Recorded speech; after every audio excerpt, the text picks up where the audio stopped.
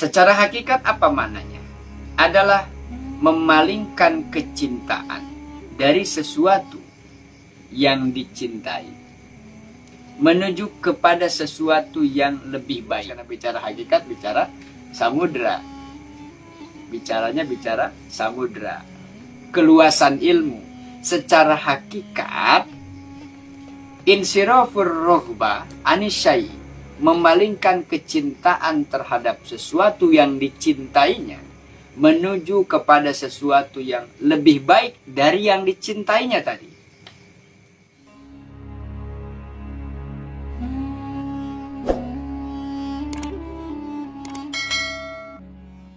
Bismillahirrahmanirrahim.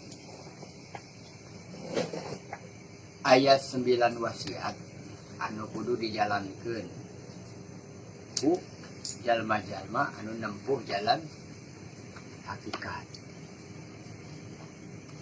menuju jalan ma'rifat.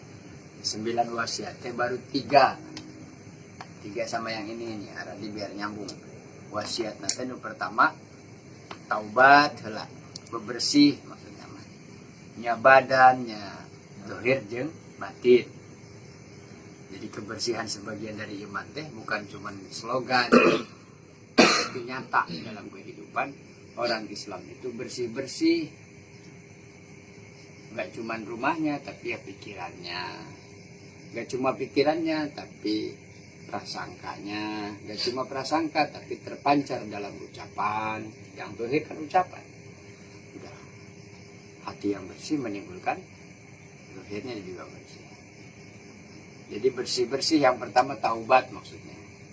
Atau dalam langkah menempuh jalan toriko berarti maksudnya biar tidak berat larinya, bebannya lepas, beban dosa-dosa, maksiat sekecil apapun. Maksiat apa? Sairil a'dha, seluruh anggota badan, dohiron wa batinan. Lalu yang kedua wasiatnya adalah qanaah, menerima pemberian yang sedikit. Umpama gedung yang besar, gedung yang tinggi, yang nampak adalah kemewahan. Tidak semua orang bisa tahu di dalamnya ada apa. Tetapi cukup kita saja yang menerima, merasakan. Tetapi yang tampil di luar harus sesuatu yang membuat orang senang. Jangan baru ketemu lihat mukanya, wah ya rungsin, mal benar ya. Jadi ketemunya aja nggak mau, alas air. Sebab sudah ketebak pasti ada masalah. Sekarang yang ketiga adalah zuhud, zahidah. Apa itu zuhud? Kita bilang zuhud berarti lawannya hubbud dunya nanti begitu. Terus pandangan sebagian orang zuhud tuh ada orang fakir, taat dalam ibadah, terus oh ini zuhud nih. Terkesan zuhud itu ya bapak-bapak yang sudah tua gitu, yang sudah renta terus taat ke masjid, rajin. Dari pemahaman istilah yang kurang sempurna, biasanya pemahaman itu nanti juga kurang sempurna dalam aplikasinya. Prakteknya kapan zuhud? Ntar kalau sudah tua. Jadi salah tuh gara-gara. Makanya dimanai dulu apa itu zuhud. Wa minha lan iku setengah saking wasiat. Az-zuhdu utawi zuhud. Wa minha lan iku setengah saking maksiat. Ini khobarnya muqaddam. Susunannya mubtada khobar, tapi khobarnya muqaddam. Salah satu yang menyebabkan adalah jar dan majrur. Kalau minha iku setengah saking. Jadi dijelaskan dulu khobarnya baru mubtadanya. Wa minha lan iku setengah saking wasiat az-zuhdu utawi zuhud.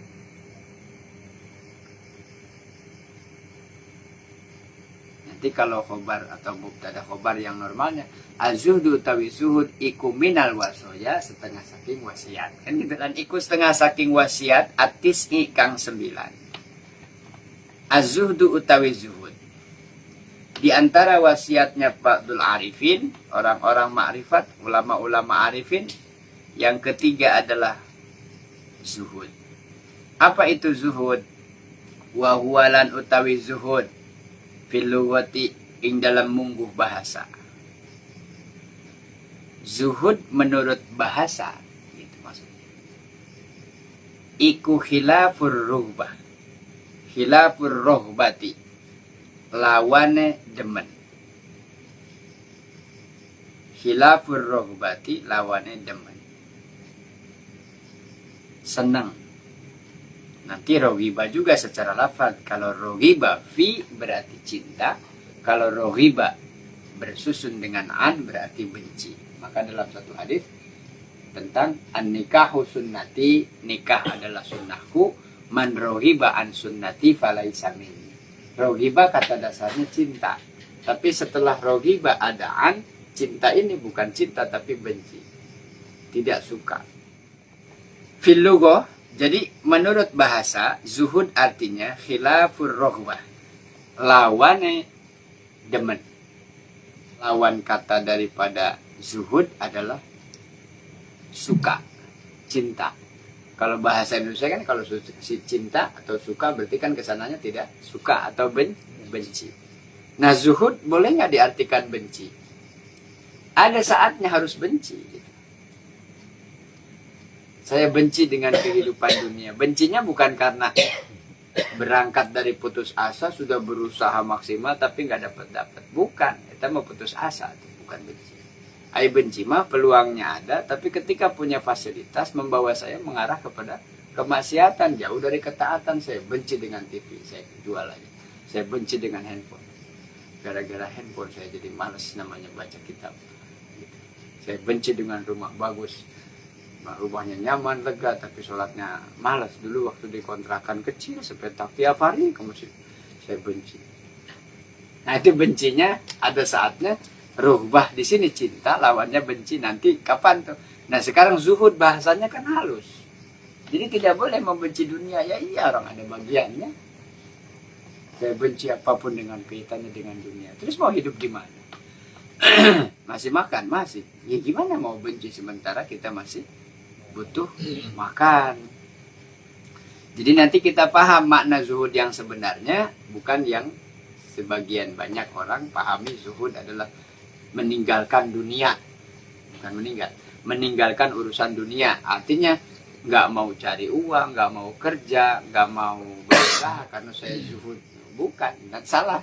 Nanti mencemarkan nama baik arifin. Orang-orang ma'rifat memahami zuhud tidak seperti itu. Dampak dari itu nanti yang dipahami.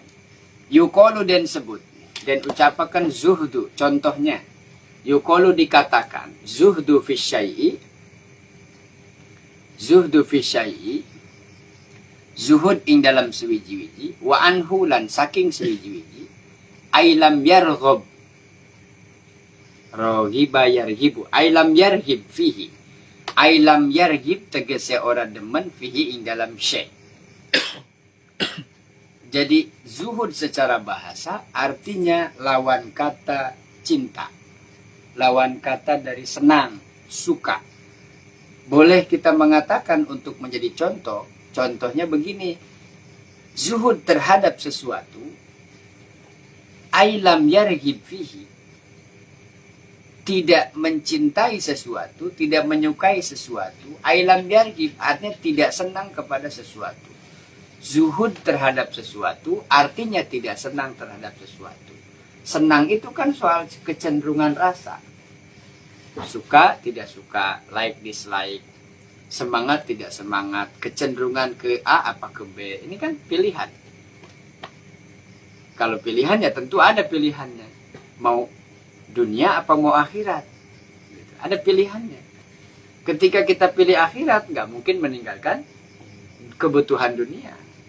Ketika kita pilihnya, saya dunia aja, lalai. Sementara kehidupan dunia mah cuma sebentar. Lalu kita lupa tidak menyiapkan bekal untuk akhirat. Jadi harus gimana? Nah, harus ada zuhud di sini. Nanti mana seimbang juga bingung juga. Karena tidak ada orang yang bisa seimbang. Pokoknya pasti ada kecenderungan. Orang yang senang akhirat pasti tidak mungkin bisa menyeimbangkan dengan dunianya. Karena dia sudah mulai nggak pengen apa-apa. Ada orang yang cinta dunia nggak bisa menyeimbangkan akhirat. Lama-lama dia hubud dunia. Makanya yang seimbang tuh yang mana? Kan Dede juga termasuk. Nggak ada orang yang bisa seimbang. Itu kan kuat banget pemikiran tentang Keseimbangan itu didapat dengan cara apa? Sulit, karena hawanya memang begitu. Hawa akhirat pengennya apa sih? Ketemunya Allah aja tiap hari gitu. Hawanya dunia pengennya udah hasil, cari lagi peluang. Selagi masih ada mah hantem aja, lumayan. Meski kebutuhan sudah terpenuhi, tapi kan buat hari esok gitu. Siapkan tabungan buat masa depan. Jadi nanti cenderungnya ke salah satu pasti. Maka Allah cuman mewarning, selalu mengingatkan kita, hati-hati. Ikmal li dunya ka'anna kata isu abadan tuh seimbang dengan wa'mal li akhirati ka'anna katamu tuh bodan. Kerjakan urusan duniamu seolah hidup selamanya. Wah, siap kalau begitu, santai berarti. Tenang, gak buru-buru. Urusan apa? Dunia. Wa'mal li akhirati ka'anna kata tamu tuh bodan. Tapi kerjakan akhirat seolah mati besok. Karena mau ibadah sholat harus ada fasilitasnya. Karena biar tenang ngaji harus ada unsur-unsur yang membuat kita ngaji. Misalnya, udah kerja, gaji ada, kan? Kebutuhan di rumah terpenuhi. Sehingga saya punya waktu untuk ngaji. Tujuan akhirat kan? Menambah ilmu pengetahuan, berharap itu Allah. Tujuan akhirat. Kenapa begitu luar biasa? Karena kalau nggak sekarang, kapan lagi? Takut besok mati. Gara-gara motivasi supaya cepat ibadahnya disempurnakan, akhirnya cari uangnya juga semangat. Udah nggak bisa seolah-olah selamanya, tapi seolah-olah besok mati akhirnya gitu. Kenapa semangat mau cari uang? Kapan lagi ini ada peluangnya? Saya lagi dipercaya kontrak 2 tahun, saya manfaatkan uang hasil kerja buat nabung. Buat apa nabung? Syukur kalau bisa berangkat haji, kalau enggak saya kebutuhan keluarga cukup terpenuhi, tidak punya sangkutan pinjam sana sini, saya nggak punya urusan sama orang. Berarti semangat cari uang, bekerja bisa jadi ibadah kalau dengan ilmunya. Ngaji juga bisa jadi dosa kalau tidak dengan ilmunya. Dengan tujuan-tujuan yang kemarin saya cerita ke Acep malam-malam itu. Tujuan mencari ilmu untuk apa? Salah satu yang dosa. Untuk supaya orang memandang saya sebagai seorang alim. Dan kalau sudah alim, ya pasti dihormati. Dan dengan dihormati itu ada kebanggaan. Dengan kebanggaan itu orang banyak masa support, dukung semua. Pasti punya kekuasaan. Kalau sudah punya kekuasaan tinggal tunjuk aja. Kalau sudah tinggal tunjuk aja berarti tipikal seorang pemimpin raja. Raja ada yang otoriter, kesewenang-wenangan, menyalahgunakan jabatan. Sama alim juga ada yang menyalahgunakan ilmunya untuk kepentingan sesaat dunia. Jadi bingung kapan, bagaimana cara ketentuan supaya ini seimbang. Makanya pilihannya jangan salah. Pilihannya akhirat, tetapi jadikan semua unsur dunia ke sana semua. Cari uang kan urusan dunia, Pak. Tapi saya mau cari uang buat memenuhi nafkah lahir batin ke istri anak saya. Buat apa mereka? Kenapa begitu cepat? Siang malam banting tulang. Anak saya mau ngaji, besok bayaran SPP. Anak saya mau sunat. Istri saya pengen belajar Quran, saya mau harus datangkan ustazah karena saya nggak bisa ngajar. Jadi saya harus bayar ustazahnya setiap bulan. Jadi semangat cari uangnya buat apa? Ya buat ibadah berarti kan? Tuh maksudnya gitu. Kenapa semangat? Saya ngirimin ke anak di pondok. Jadi dampak kalau kita ngelihat orang mencari uang sampai banting tulang, kita nggak tahu tujuannya apa. Tapi kan sudah bisa dipahami. Kebanyakan orang, mayoritas kemarin tidak qanaah, tidak waro. Hal-hal seperti itu diabaikan sehingga benar-benar cinta dunia itu nyata sekarang itu. Buktinya apa? Cari uang semangat, kerja semangat, giliran urusan dengan ibadah yang kewajiban pribadi tidak nampak semangatnya. Berarti kan timpang tuh.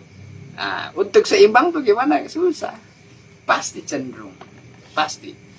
Ada 2 orang yang kita harus pilih, si A apa si B.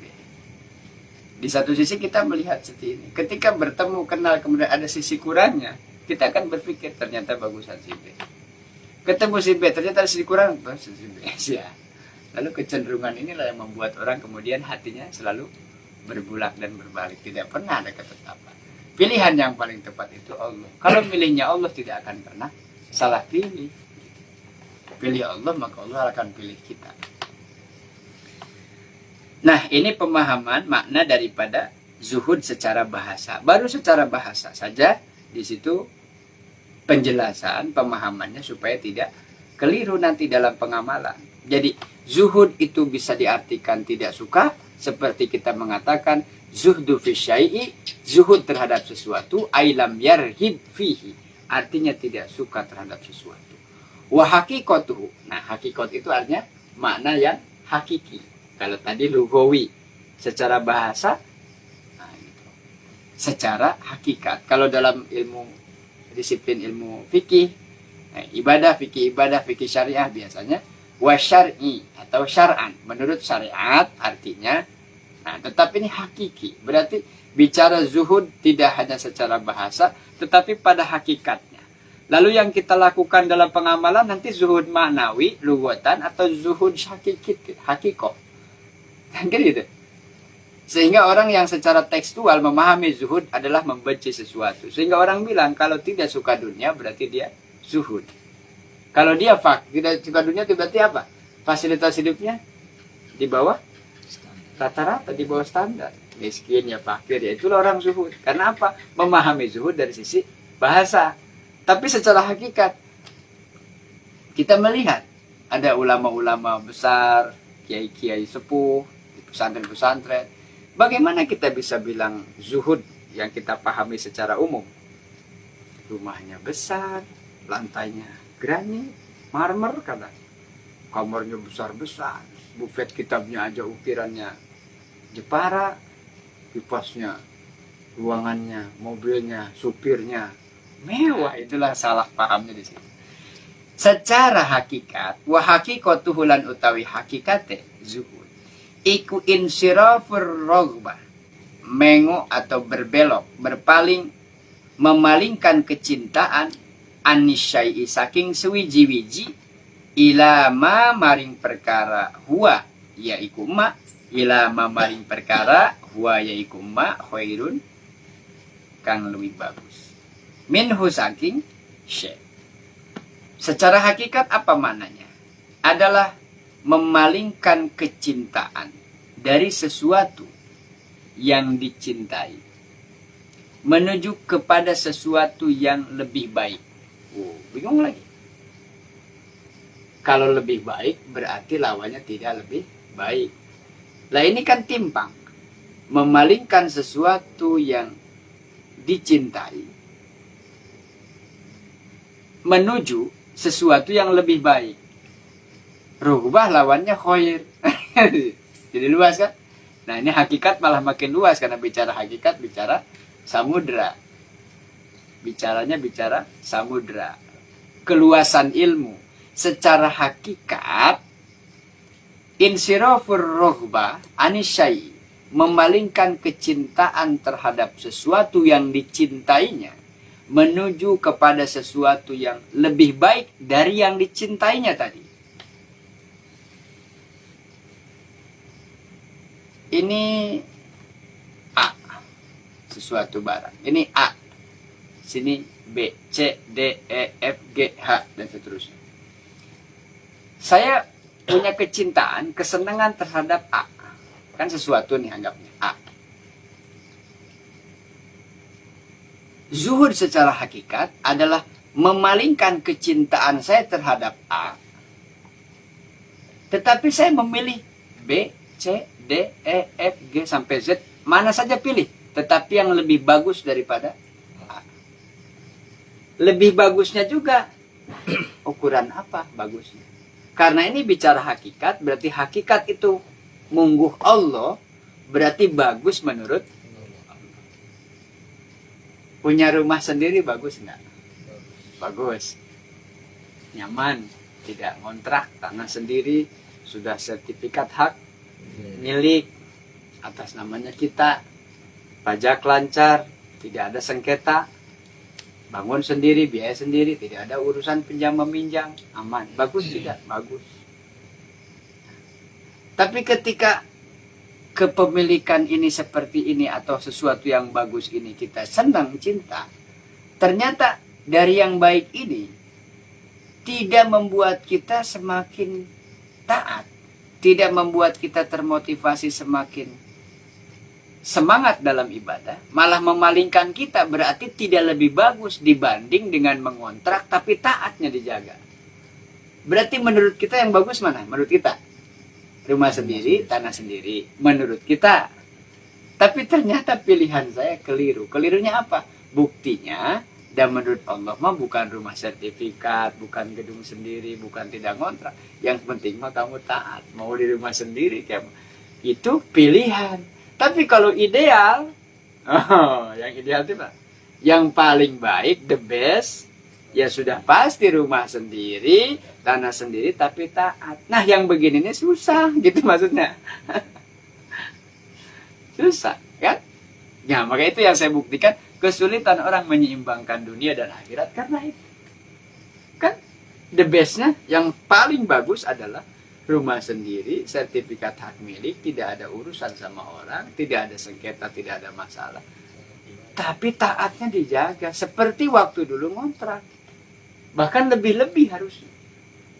Waktu belum kerja, taat. Tiba-tiba menurut kita, kalau udah kerja mah enak kali ya, ibadahnya tenang.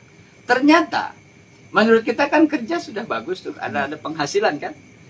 Menurut kita nih, berarti kita cinta, senang. Hatinya gembira karena apa? Sudah kerja, sudah punya gaji, tetap. Dibanding kemarin belum, tetap, serabutan. Ternyata faktanya setelah dapat kerja malah mulai nggak sholat.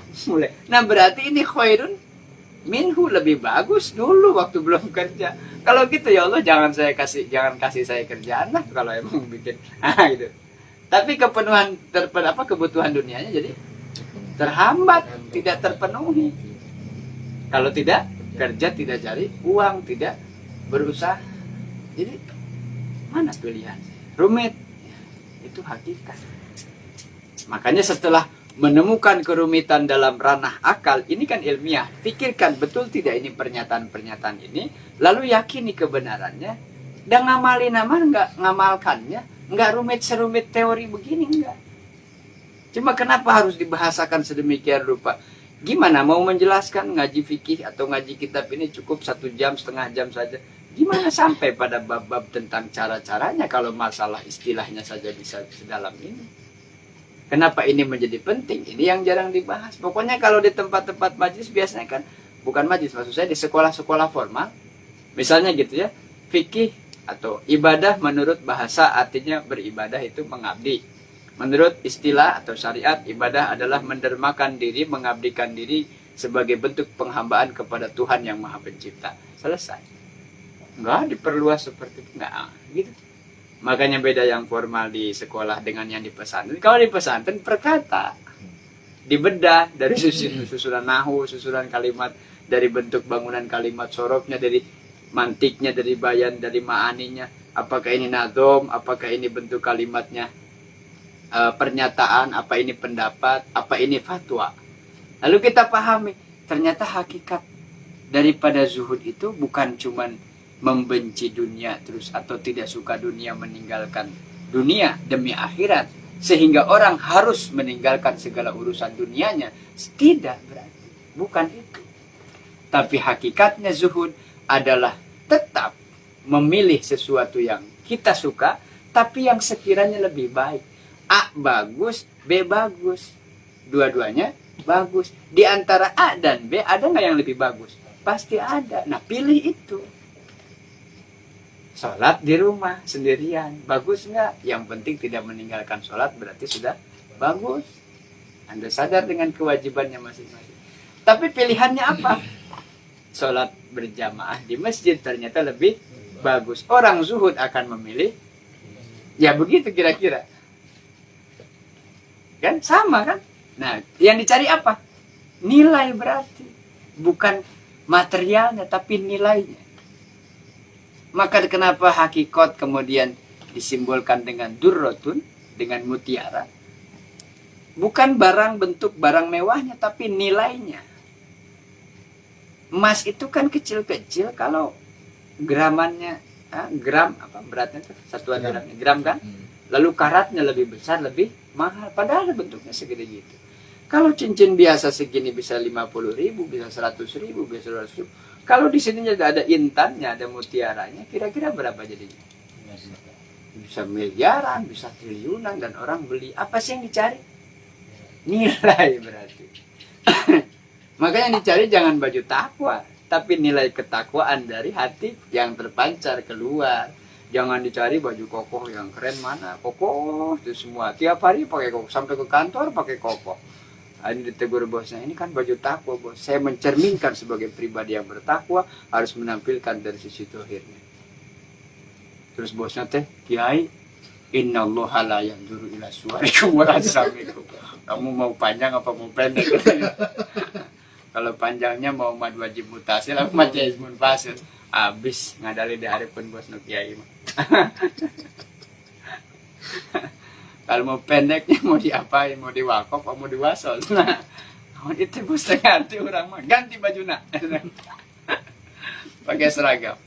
Orang pesen-pesen ke tukang jahit seragam, ganti koko. Ya, akhirnya udah tuh pindah aja, jangan di sini bagiannya, tapi di takmir. Tuh ayah masjid di kantor, kan jadi takmir. Wah hakikat tuh, yaitu hakikat. Jadi paham nggak? Bedain antara lugat bahasa, berarti secara umum orang awam memahami bahwa zuhud adalah mencintai sesuatu, atau lawannya adalah tidak mencintai atau membenci. Secara hakikat adalah berpaling dari sesuatu yang kita cintai, tetapi menuju sesuatu yang kita cintai juga, tapi lebih bagus. Nah, itu maksudnya. Ayyakuna aidon wasyartul maghrub. Nah, kemudian sekarang syaratnya gimana? Wasyartul marhubi lan utawi syarat kang den demeni yang di marhubin anhu. Nah, ini kalau sudah ada anhunya berarti jangan yang didemeni, yang dibenci berarti kan? Tadi saya udah bilang. Wasyartul marhubi anhu lan utawi syarat kang den benci ayyakuna yanta'ana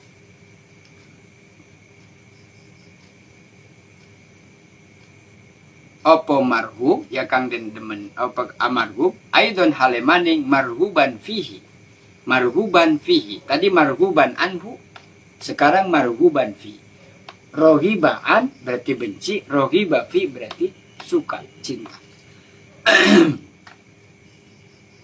Syarat yang dicinta, yang dibenci adalah juga sesuatu yang dicintai.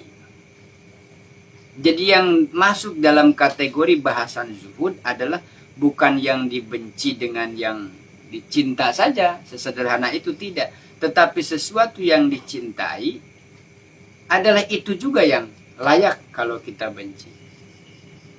Senang dengan dunia, bagus karena emang kebutuhan. Tetapi kesenangan terhadap dunia yang mengakibatkan jauh daripada ketaatan berarti harusnya jangan dicintai tapi dibenci. Sulit nggak membenci sesuatu yang kita cintai? Sulit. Tuh, kesulitannya begitu.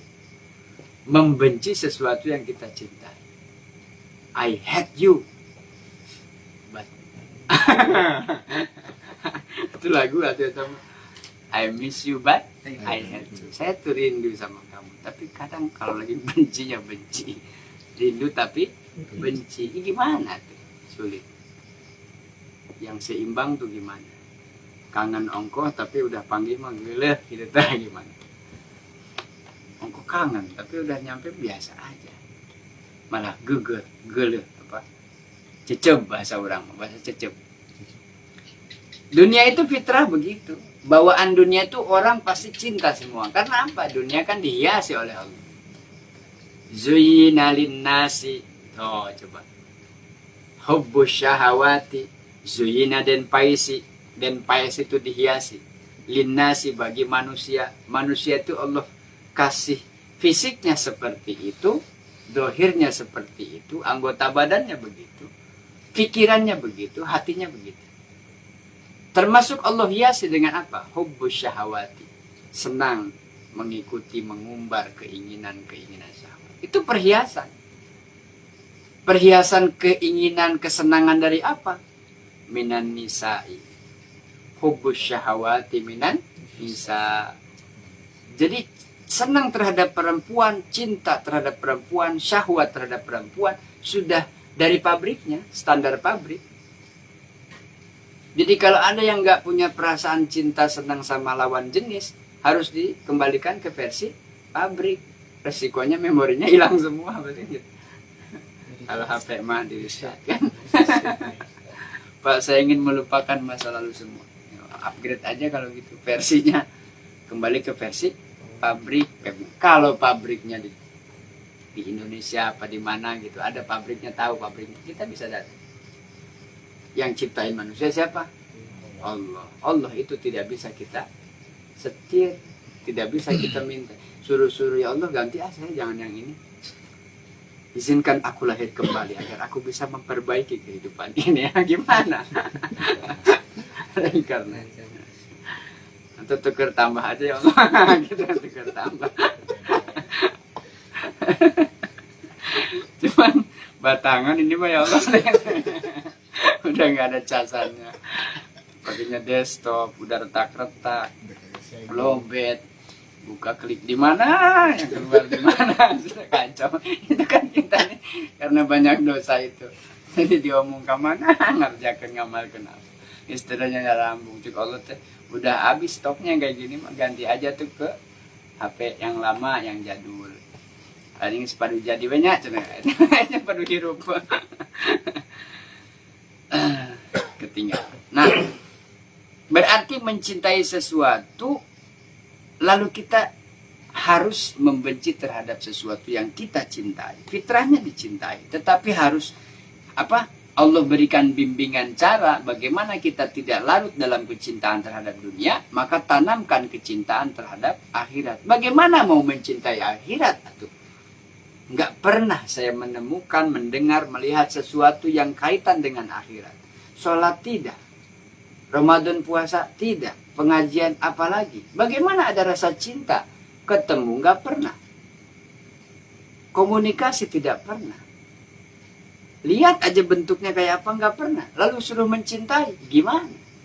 Lain kalau bicara tentang Allah. Kalau Allah kan memang dasarnya tentang keimanan. Nah ini kan bicara dunia. Bagaimana kita mencintai akhirat sementara kita tidak pernah mendengar, menerima asupan, mengkonsumsi materi-materi akhirat.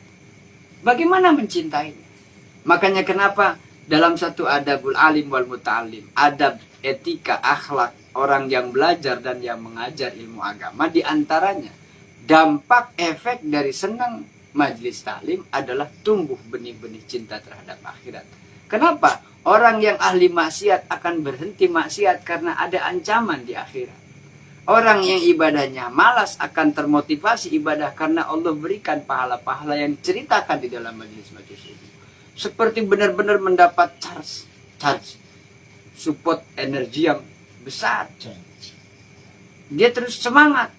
Nah, hal-hal yang seperti ini menjadi lumrah kalau kita dengar, kita lihat. Tapi bagaimana kita cinta akhirat sementara kita tidak pernah mendengar kabar tentang akhirat? Ada nggak guru apa yang membawa kabar tentang kehidupan di akhirat? Siapa? Kecuali Nabi Muhammad SAW. Lewat apa? Lewat wahyu Al-Quran. Lewat apa? Ucapannya, perbuatannya, ketetapannya. Lewat siapa? Lewat para sahabat. Asarnya para sahabat. Lewat siapa? Amalnya para tabi'in. Para tabi'in. Lewat siapa? Para ulama. Lewat para ustadz. Di mana? Di majlis-majlis ilmu. Ini kabarnya jelas valid. Kalau susunannya begini, turun dari sini, an, talaki. Ketemu antara murid sama guru. Sahabat ketemu dengan Rasul. Namanya ke sahabat, pasti pernah melihat Rasul. Jadi patokannya sahabat atau bukan, hidup di masa Rasul, pernah melihat Rasul, walaupun sekedip, satu kedipan. Dan taat kepada Rasul, namanya sahabat. Ada yang lihat Rasul setiap hari, gak cuma satu kedip setiap hari. Tapi tidak taat, ya bukan sahabat. Seperti Abu Jahal, Abu Lahab. Pamannya malah. Rasul lahirnya di pangku. Tapi tidak termasuk sahabat. Nah sekarang, para tabi'in, pengikut para sahabat juga ketemu dengan para sahabat. Talaki, bertemu, berguru langsung. Para tabi'in juga, para tabi'in bertemu dengan tabi'in. Para ulama dulu, kemudian pengikutnya tabi'in, ketemu. Lalu kita dapat ke yang keberapa? Ke Rasulullahnya. Itu pentingnya nasab ilmu tuh begitu. Kalau nggak begitu berarti hanya kabar burung. Makanya kita tahu istilah sekarang apa? Tweet. Itu kan kabar burung yang kebenarannya belum divalidasi. Nge-tweet. Kenapa jadi banyak chaos masalah dalam salah satu medsos kan, itu salah satu. Nge-tweet terus di-retweet. Kemudian namanya nggak burung kan, sudah dari dulu kabar burung. Makanya begitu burung hudhud datang kepada Nabi Sulaiman nggak langsung percaya. Nah, karena sekarang kita mah apa aja yang datang dari medsos langsung iya, langsung share, langsung amin. Tahu juga enggak. Nabi Sulaiman dulu hudhud kan begitu ceritanya, sejarahnya. Hilang dari rombongan dalam perjalanan ke satu tempat, tiba-tiba nggak ada kabar. Marahnya Nabi Sulaiman, kalau hudhud datang kita sembelih. Gitu burung hudhud. Datang ke Nabi Sulaiman, kemudian hudhud bercerita. Ya Rasulullah, wahai baginda raja, saya tadi bukan berarti meninggalkan rombongan dan pergi tanpa maksud, tanpa tujuan. Tapi saya mengintai. Di sebelah sana ada satu kehidupan. Ada satu negara yang makmur, sejahtera. Masyarakatnya, penduduknya kelihatan bahagia, damai. Tapi sayang, satu, ternyata yang menjadi rajanya seorang perempuan, cantiknya luar biasa. Kekayaannya melimpah, alamnya, sumber dayanya, manusianya semua. Yang kedua, sayangnya, mereka penyembah matahari. Siapa namanya? Balkis. Kamu bohong. Jadi nggak langsung, ya gitu. Namanya juga burung. Itu kan dasarnya burung tidak berakal. Jadi mau cerita sehebat apapun, mau bersiul, bersuara seindah apapun, tidak berakal. Burungnya bagus, bisa baca kitab Safinah. Sok ngaji ka burung atuh.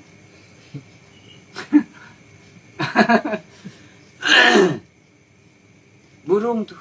Nabi Sulaiman belum percaya. Kamu harus buktikan. Caranya gimana? Buktikan bahwa itu benar apa tidak. Nabi Sulaiman kirim surat. Benar enggak sih itu yang cerita kamu? Kalau bohong saya sembelih. Gitu. Sekarang di medsos kan begitu musim nate. Nah itu sudah dari dulu digambarkan bahwa kabar-kabar burung mah harusnya ditabayun dulu, diklarifikasi dulu. Jangan langsung ya aja. Ini sedang bercerita apa? Tentang bagaimana hakikat zuhud di dalam kehidupan dunia ini, mencintai sesuatu atau harus meninggalkan sesuatu yang kita cinta ini kan berat. Nah, bagaimana keadaannya ketika dalam praktik di kehidupan sehari-hari tentang gambaran zuhud yang dimaksud dalam kitab ini. Tadi syaratnya yang dimaksud adalah al-marhubu anhu ayyakuna aidon marhuban fihi. Sesuatu yang harus kita benci, sesuatu yang harus kita tinggalkan, kadang-kadang sesuatu itu yang kita cinta. Itu yang jadi berat. Meninggalkan pekerjaan, kenapa? Karena waktunya Pak, nggak jelas, nggak teratur. Saya kerja jam segini sampai jam segini, sampai benar-benar itu mah mau sholat aja dikodo setiap hari. Enggak ada istirahat. Katanya kalau belum selesai nggak boleh istirahat, dipantau. Kecuali kalau ada ganti. Gitu. Di situ istikhoroh, ijtihad, mengerahkan segenap pemikiran, bertanya, konsultasi. Gimana caranya kalau saya begini kerjanya? Apakah ini akan halal dan berkah rezekinya? Sementara saya banyak meninggalkan kewajiban. Di situ pilihannya berat. Jadi setiap hari dihadapkan pada pilihan. Kenapa Rasulullah juga istikhoroh setiap hari, nggak cuma ada masalah, ada urusan, tiap hari itu gambaran tentang informasi, makna-makna dalam istilah agama harus talaki, ketemu langsung guru dengan guru, sehingga tidak beresiko kesalahan-kesalahannya bisa diminimalisir.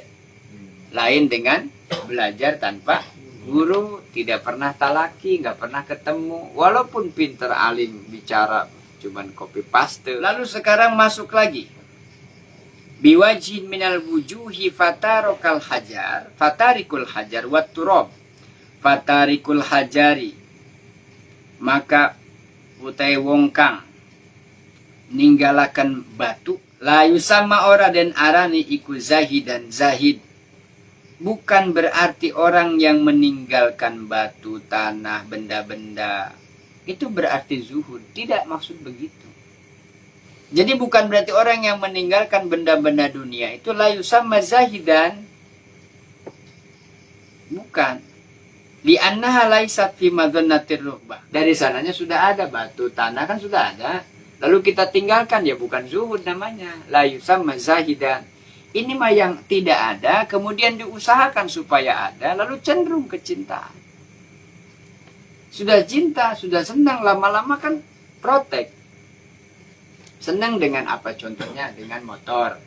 Senang nih karena senang. Ya di samping kebutuhan kan hobi. Nah ini anggap saja kebutuhan mah sudah ada. Padahal tujuan awal kemarin qanaah adalah menerima sesuatu yang sedikit. Artinya kalau memang itu kebutuhan, usahakan. Lalu ada dapat, tapi tidak sesuai ekspektasi kita. Sedikit dapatnya, terima namanya qanaah. Kadang-kadang betul kebutuhannya terpenuhi, tetapi sudah mulai timbul rasa cinta berlebihan. Misalnya, ya berlebihan itu berarti bukan yang kebutuhan. Ditambahin apa? Karena hobi, senang. Lalu aksesoris yang menurut kebutuhan tidak masuk dalam kategori kebutuhan. Karena saya zuhud Pak, jadi saya meminimalisir aksesoris yang ada di motor. Jadi saya mah yang penting ada roda agar dia bisa berputar. Mesinnya bagus. Jadi saya lepaskan joknya, ganti sama kayu. Saya nggak pakai spion Pak, zuhud saya.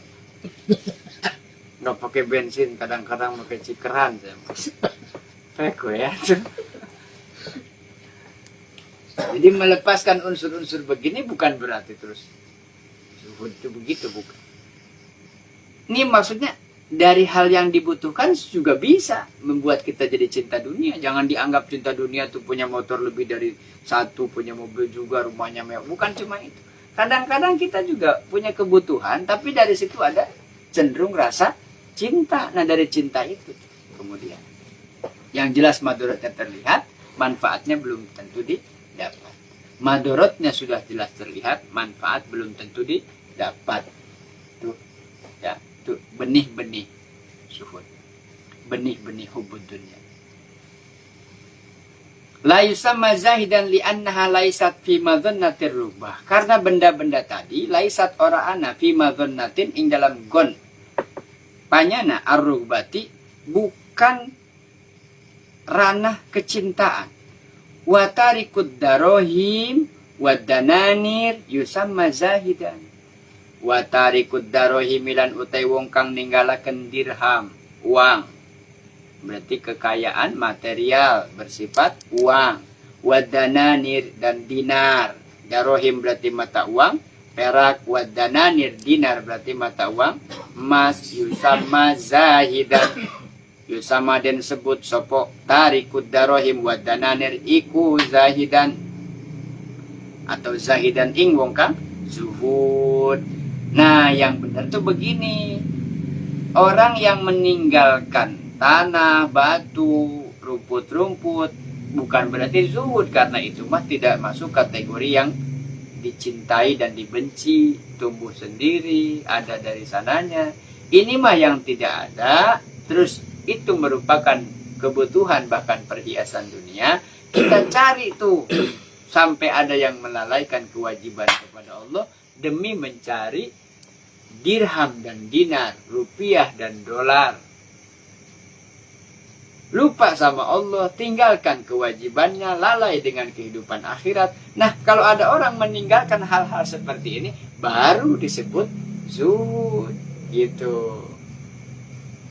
Lalu meninggalkannya itu tadi di awal sudah disinggung. Bukan berarti unsur-unsur seperti itu dilepaskan semua. Sudah diingatkan kalau Anda mencari uang, mencari kasab, hendaknya warok, berarti ada kehati-hatian. Berapa cukup uang saya yang harus saya cari? Secukupnya kebutuhan saya. Untuk apa? Supaya ibadahnya terpenuhi, supaya tenang dalam ibadah. Tetapi kecenderungan orang sudah terpenuhi ibadahnya, tetapi terus masih mencari. Itu maksudnya yang di warning, supaya anjurkan supaya zuhud. Boleh, tapi jangan cinta. Sebab kalau cinta itu sudah masuk, cinta sudah menjalar, masuk ke dalam pikiran, ke dalam hati, seolah-olah kitanya sendiri hilang. Yang ada yang kita cintai. Bagus begitu. Tapi posisikan sesuatu yang kita cintai itu adalah Allah. Kitanya hilang. Yang ada yang kita cintai. Pak, jangan sampai Bang, jangan sampai nahan lapar gitu kalau udah waktunya makan. Itu nyiksa diri. Saya mah yang penting pacar saya sehat, saya mah nggak apa-apa begini juga. Yang penting orang yang saya cintai sehat, saya mah tersiksa begini juga nggak apa. Yang dipikirkan, yang di matanya begitu. Kan begitu, pernah banyak cerita-cerita ulama-ulama tasawuf. Ketika mau dioperasi penyakitnya, lalu kemudian dioperasi itu kan dibedah. Seorang orang ini yang sudah larut dalam kecintaan, bukan saya takut berdarah luka karena dibedah, biarkan saja penyakit saya begini. Kenapa? Karena kamu sudah terlalu mencintai si gadis itu. Bukan saya takut terluka karena dibedah operasi, tapi ketika keluar darah dari badan saya takut orang yang saya cintai juga terluka. Darahnya di sini, tapi yang terluka di sana. Gitu. Ini kalau sudah larut-larut cinta begini bahasanya. Para ulama-ulama tasawuf, ulama filsafat, para filsuf termasuk di dalamnya, para aulia, di dalamnya ada Rabi'ah al-Adawiyah. Kecintaan yang tidak diinginkan apa? Perpisahan atau jarak. Ingin tidak ada jarak antara yang mencintai dan dicintai. Nah, kalau sudah begitu melekatlah rasa cinta sehingga sampai-sampai dirinya saja tidak ada, karena sudah kadung, sudah larut dalam, menyatu dalam sesuatu yang dicintainya. Jadi uang, kekayaan, harta, kecukupan hidup boleh, tetapi jangan dicintai. Karena kalau sudah dicintai, ketika itu terjadi, misalnya berkurang atau hilang bahkan, itu kan luar biasa menyakitinya. Luar biasa kehilangannya, sehingga kalau mencintainya sesuatu yang benar, yang bagus, seperti mencintai sholat, mencintai Allah, mencintai zikir, cinta ngaji, tiba-tiba nggak ngaji, sakit. Kenapa? Gara-gara nggak ngaji. Emang kenapa? Ustadznya lagi banyak kesibukan. Gara-gara nggak ngaji. Kenapa? Lockdown. Sedih, sakit. Covid kenapa? Gara-gara nggak ngaji. Bukan, justru gara-gara ngaji saya nih Covid. Nah, gitu. Jangan begitu. Kembali. Nah, jadi kecintaan terhadap sesuatu mesti kita timbang. Apakah ini akan membuat kita benar-benar wajar mencintai dunia? Apakah justru akan larut dalam mencintai dunia sehingga setakar kebek, bahasa saya, sekuat tenaga diusahakan semaksimal mungkin sampai-sampai berani meninggalkan kewajiban kepada Allah, ya na'udzubillah. Jadi contohnya adalah orang yang meninggalkan dirham wa dananir yusama zahidan. Kenapa? Itu yang banyak orang cari, itu yang banyak orang bela-belain, itu yang banyak orang perjuangkan mati-matian sampai titik darah penghabisan. Apa? Dinar dan dirham. Lain cerita kalau kemudian tujuannya tadi, ada yang bertorikoh dengan kekayaan, dengan harta, dia cari uang sebanyak-banyaknya dengan tetap memenuhi kewajiban pribadinya kepada Allah dan kepada sesama. Lalu kemudian setelah mendapatkan harta yang banyak, dia infakkan ke jalan Allah fisabilillah, ya tidak termasuk hubud dunia, berarti karena jelas tujuannya bukan membangga-banggakan diri. Kemudian wasyartul marghub wasyartul marghubi fihi, lan utawi syarat kang den demeni. Sekarang syarat yang dicintai. Kalau tadi syarat yang dibenci. Tadi diajarkan bagaimana membenci sesuatu yang dicintai. Sekarang syarat mencintai ayyakuna anak opo marhubun fi iku khairon, lebih bagus ingdahu ing dalam sandinge man ing dalam sandinge marhubun fi.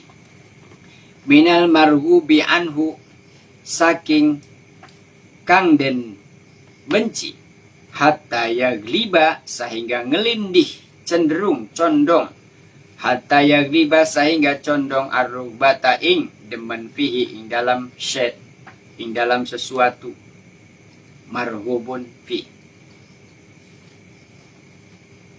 Ini teori-teorinya begitu, pemahamannya luas. Syarat yang dicintai adalah sesuatu yang lebih bagus. Indahu minal marhubin anhu. Jelas lebih bagus yang dari yang seharusnya dibenci.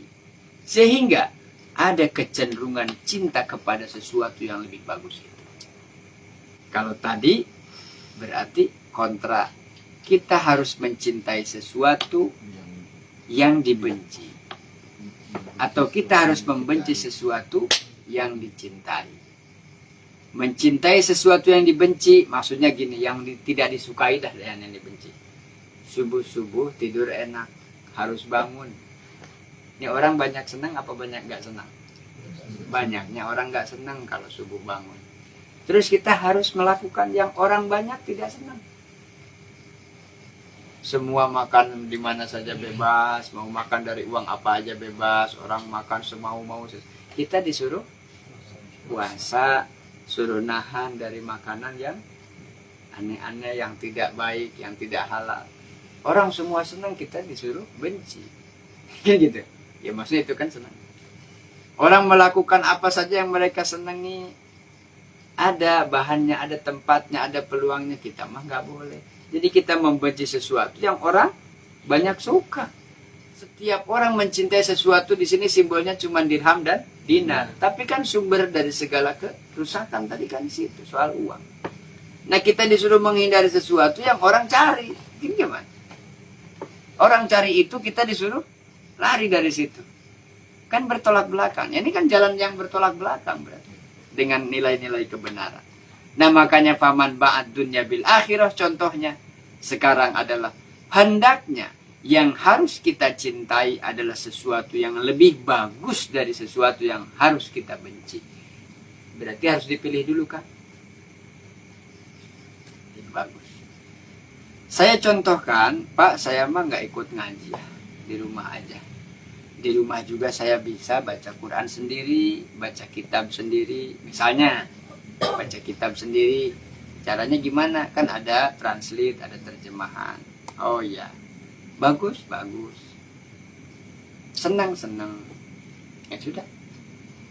Tapi ketika ada pilihan yang lebih bagus dari itu, berarti harus lebih bagus. Harus cari yang lebih bagus. Itu namanya roghiba fihi, mencintai sesuatu dari sesuatu yang kita cintai, yang tidak lebih baik daripada yang harus kita cintai. Susunan kalimatnya ribetnya. Oh, cinta-cinta, makan cinta. Zuhud. Nah ini senang maksudnya terhadap sesuatu. Contohnya supaya lebih gamblang lagi. Faman ba'a, faman mangka utawi sapa wong, man utawi sapane wong, faman mangka utawi sapane wong ba'a kang ngedol, yang menjual, jual beli. Bil akhirati, faman mangka utawi sapane wong ba'a kang ngedol,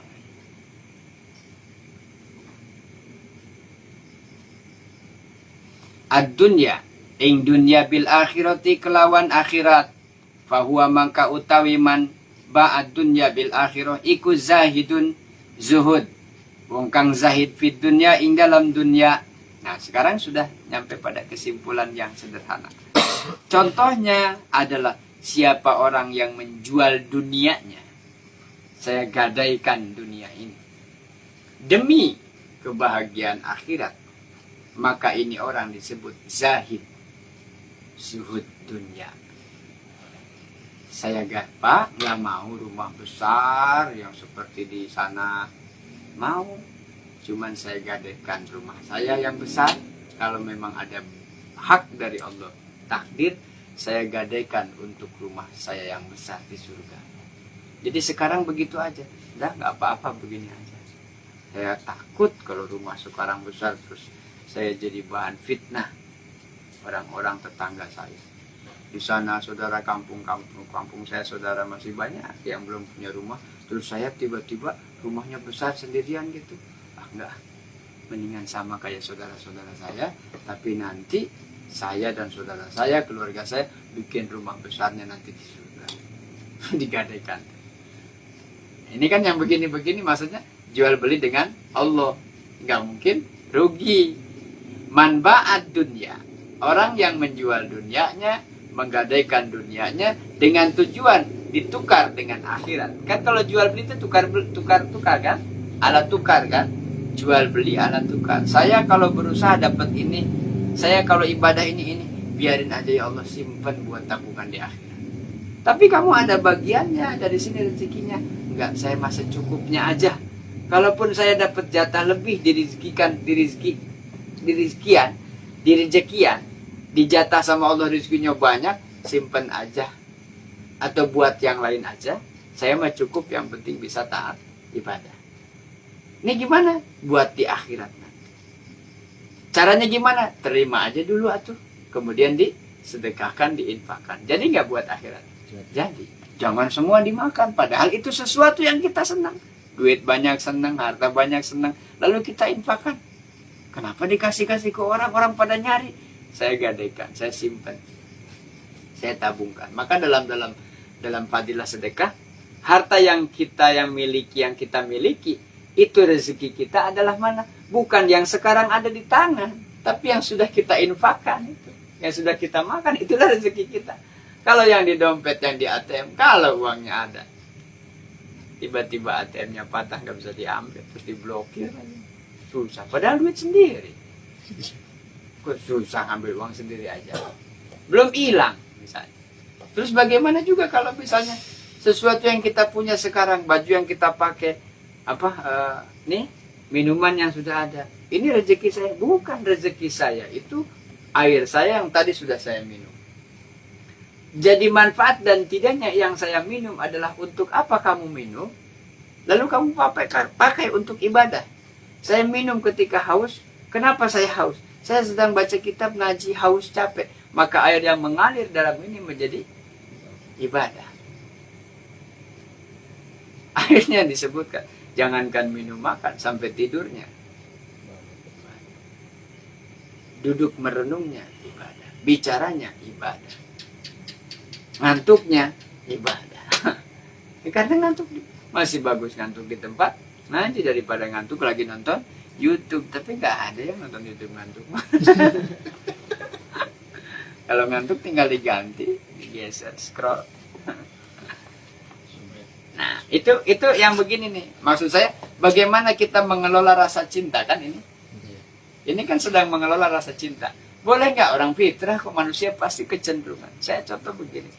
Pilih kopinya apa. Selera kan beda. Mau diterangkan rokok ini, kopi ini, bahannya ini, mahasiatnya begini.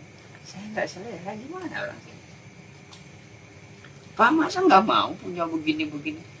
Dibilang saya mah nggak pengen, nggak punya duit kan banyak.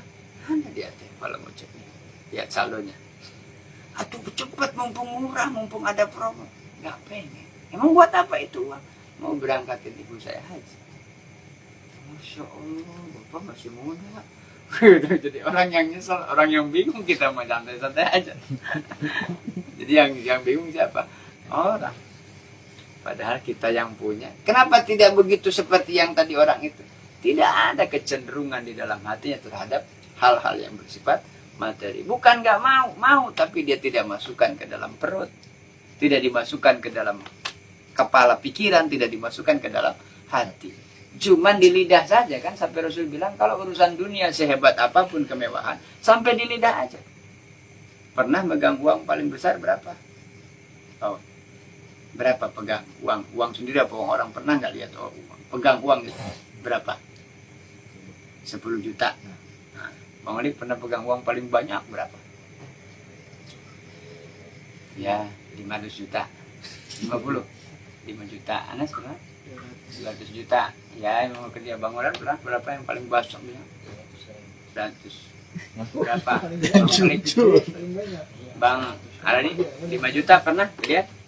Pernah berarti kan? Pernah merasakan kan? Aja berapa pernah? Ya, 10 juta. Ada yang pernah 1 miliar? Lihat uang 1 miliar gitu pernah?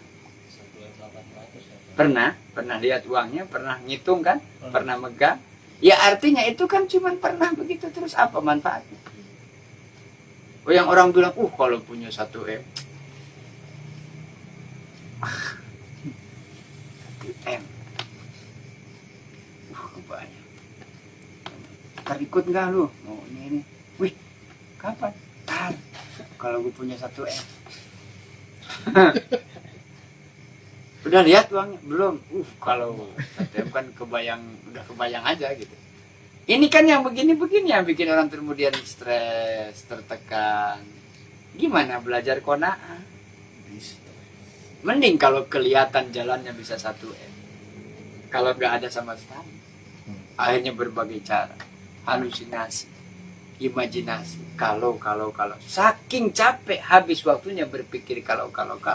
Sampai lupa itu udah zuhur lewat, asar lewat, maghrib lewat. Lagi mikirin apa? Mikirin kalau. Nah itu disebut dengan ta'amul. Nanti ini kan erat kaitan dengan hukum dunia. Berangan-angan tidak terukur ya. Jadinya begitu. Yang dicari, yang dilihat, yang dibayangkan suatu yang besar. Artinya sampai di lidah saja pernah nggak merasakan? Cabai itu pedas kan? Kapan ketika dia merasa terasa pedasnya kapan? Ketika di lidah kan? Di lidah. Terus ditelan. Minum. Lama-lama hilang pedasnya. Apa sudah di perut masih pedas? Enggak, yang ada mules. Ganti rasanya. Bukan pedas. Di perut pedas banget. Perut pedas nggak nyambung. Kalau mules masuk. Panas. Panasnya air. Setelah masuk. Udah hilang panasnya. Artinya dunia sehebat apapun cuma di lidah saja. Kalau sudah ketelan nanti jadi mules. Kalau terus masuk ke otak jadi stres. Jadi pikiran. Seolah-olah tanpa itu saya mati. Seolah-olah kalau akhirnya apa? Masuk cinta. Ruang hati dipenuhi dengan kecintaan terhadap dunia sehingga lupa akan akhirat. Jadi nggak mungkin dia bisa menyeimbangkan hidup antara dunia dan akhirat kalau rasa cintanya tidak dikelola dari sekarang. Senang sama anak juga duniawi, istri juga duniawi. Banyak orang yang cinta anak, cinta istri, cinta keluarga sampai berani melalaikan kewajibannya kepada Allah. Maka orang-orang aulia ini dia lebih mencintai Allah dibanding selain Allah Subhanahu. Mengedepankan kecintaannya kepada Allah daripada kepada selain Allah dan Rasulnya. Cag anak, cag istri, cag tuh lepaskan. Apa itu? Letakkan anak, letakkan istri, letakkan rumah, letakkan jabatan. Kalau memang saya dibutuhkan untuk lillahi kalimatillah, saya siap. Kan begitu kalau jiwa-jiwa mental-mental mujahidin tuh begitu. Jadi mujahidinnya yang hakiki gitu. Maksudnya Pak, ditinggalkan, diceraikan, Bapak tidak memenuhi hak dan kewajiban sebagai kepala keluarga. Bukan begitu. Teknisnya adalah cintai anak, cintai istrimu, cintai keluargamu, cintai sahabatmu. Tapi seperti orang yang pernah Allah Rasul gambarkan, mencintai orang lain seperti juga mencintai diri sendiri. Gimana caranya? Saya ingin supaya saya taat ibadah. Kenapa? Saya takut kalau tidak ibadah. Saya banyak dosa, meninggalkan kewajiban, sehingga ada ancaman diazab, tidak berkah hidupnya, mati su'ul khotimah naudzubillah, di akhirat masuk neraka. Saya tidak mau, maka mulai sekarang saya semangat belajar, semangat ibadah. Sudah kita laksanakan. Mau sendirian? Enggak, saya cinta istri saya. Maka cintai istrimu seperti engkau mencintai dirimu. Kamu nggak mau kan istrimu juga su'ul khotimah? Nggak mau, didik. Itu bukti cinta mah. Kamu cinta sama teman kamu, sayang sama sahabat kamu, ajak. Jadi dasarnya ngajak ngaji itu bukan karena apa-apa, tapi karena saya mengajak ngaji, mengajak zikir, mengajak taat ibadah itu karena justru saya sayang sama kamu. Saya pengen kamu tidak akrab di dunia saja, tapi akrab di surga, bersebelahan, ingin di sana bersama-sama. Nggak cuma di dunia. Makanya kecintaan ini tuh maksudnya hakikat adalah kecintaan kita terhadap apapun, yang segala sesuatu yang kita cintai menghantarkan kita kepada kecintaan yang maha cinta, yang itu ketinggian derajat cinta ilahiyah, cinta kepada Allah Subhanahu wa taala, pasti Allah cinta kepada kita. Ini tentang zuhud ya begitu. Orang yang menggadaikan menjual dunia demi keuntungan akhirat, maka itu disebut zahid fit dunya. Lalu waman lan utawi sapane wong ba'a kang ngadol yang menjual sopoman al akhirata ing akhirat. Waman utawi sapane wong ba'a kang ngadol sopoman menjual al akhirata ing akhirat bidunya kelawan dunya. Bidunya kelawan dunya fahuwa zahidun, mangka utaiman iku zahidun, zuhud juga namanya, fil akhirati ing dalam akhirat. Ada orang yang menjual dunianya demi akhirat, maka disebut zuhud dunia, dan ada orang yang menjual akhirat demi dunia disebut zuhud akhirat. Maksudnya zuhud akhirat itu gimana? Dia itu sudah Allah bekali ilmu, sudah Allah bekali pengetahuan, tetapi bisa ngajinya, bisa baca Qur'annya, bisa ceramahnya, bisa ngajar, jadi ustaz, jadi guru, jadi misalnya gitu dalam hal status di masyarakatnya. Terhormat, diakui, punya bekal ilmu dan iman, punya bekal iman ilmu, tapi kemudian dia jual semua itu demi kepentingan dunia. Contohnya apa? Mencari ilmu dengan tujuan untuk menjadi tokoh, supaya saya jadi ketua umum organisasi keagamaan, supaya saya jadi ulama di kampung ini, supaya saya jadi ustadz terkemuka. Kenapa sih Pak suka begitu? Ih, atuh ustadz terkemuka yang sudah terkenal mah kan beda tuh. Satu panggilan 15 juta. Saya mah sejam 15 juta. Sebulan tidur, 29 hari tidur, udah lebihan. Emang ngajinya berapa jam? Setengah jam. Belum tanda tangan, belum minta difoto-foto, belum nanti saya makan. Kebayang pokoknya menjadi ustaz. Ya Allah, mesti mudah-mudahan Nabi jadi ustaz. Amin. Belajar ngaji ke ustaz. Kan ngaji. Auju. Selesainya diajarnya. Pokoknya makanya lihat tutorial bagaimana cara jadi ustaz. Ya, ceramah. Supaya Anda percaya diri ketika bicara di hadapan umum. Ceramah hadapan kaca. Bapak-bapak, ibu-ibu, betul tidak? Kurang pas pecina ikala. Perban. Eta nu dipelajari teh gitu-gitunya. Padahal mah enggak usah belajar pakai pecirut. Da yang alim mah mau pecinya begini, mau pecinya begini, dah enggak ngaruh. Coba lihat ulama-ulama kita yang alim-alim itu. Mau duduknya bacanya begini, mau apa, mau sambil ngerokok. Dah yang kita lihat bukan rokoknya, bukan duduknya. Apanya? Iya, ilmu. Udah nggak ngaruh. Mau pakai kaos oblong, mau ngajar di pos, mau di masjid, mau di tempat. Ada saatnya dia tampil gagah begitu. Masya Allah, aura. Ada lagi tampil biasa aja ya, Masya Allah, tawadu. Pujian semua. Hakikatnya itu pujian kepada Allah Subhanahu wa taala. Allah pancarkan keilmuannya dari berbagai macam unsur. Jadi tujuannya bukan biar dihormati, biar bukan. Nah, itu zuhud dunia adalah orang yang pertama tadi meninggalkan atau menjual urusan dunianya demi kepentingan akhirat, sementara orang yang zuhud akhirat adalah mereka yang menjual akhirat demi dunia. Wal adatulan kebiasaan jariyatun kang lumaku bitakhsisis mizuhdi bid dunya kelawan ngekhususaken istilah zuhud bid dunya. Wal adatu adapun tradisi yang berlaku bitakhsisis mizuhdi kelawan mengkhususkan istilah zuhud di dalam dunia. Zuhud dunia itu yang gimana? Wa qad waradalan teman-teman tumekafihi ing dalam az-zuhdu bid dunya. Sudah ada beberapa riwayat hadis yang menjelaskan tentang zuhud dunia. Qad warada teman-teman teka fihi ing dalam zuhud dunia ahaditsun utawi piro-piro hadis. Kathiratun kang akeh syahiratun kang masyhur minha iku setengah saking ahadis Iku mah hadis rawahu kang riwayataken ing hadis sapa Al Baihaqi Imam Baihaqi fi syu'bil imani ing dalam cabang-cabang iman. Ada banyak hadis yang sangat masyhur juga banyak menjelaskan tentang kekhususan atau yang berlaku dalam kalangan umat tentang istilah zuhud dunia, sebagaimana di dalam hadis yang banyak juga masyhur. Salah satunya diriwayatkan oleh Imam Baihaqi di dalam bab atau kitab tentang syu'bil iman, syu'aibul iman juga ada kitabnya, cabang-cabang iman.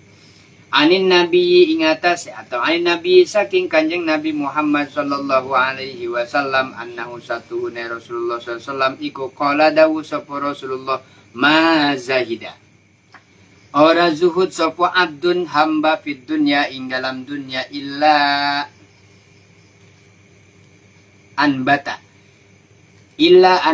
angin menumbuhkan, illa anbata angin apa itu tumbuh tuh apa bahasa Jawanya, apa ya, lupa istilah mana Jawanya saya munculakan apa ya, numbuhakan, kecuali numbuhakan sapa Allah Gusti Allah al hikmata ing hikmah fi qalbihi ing dalam hati neman.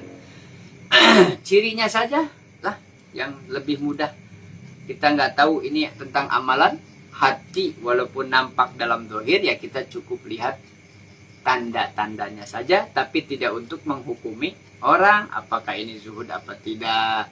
Coba lihat saja tandanya, jangan-jangan kita sendiri ada tanda-tanda hubud dunianya, malah banyakkan hubud daripada zuhdunnya, kita nggak tahu.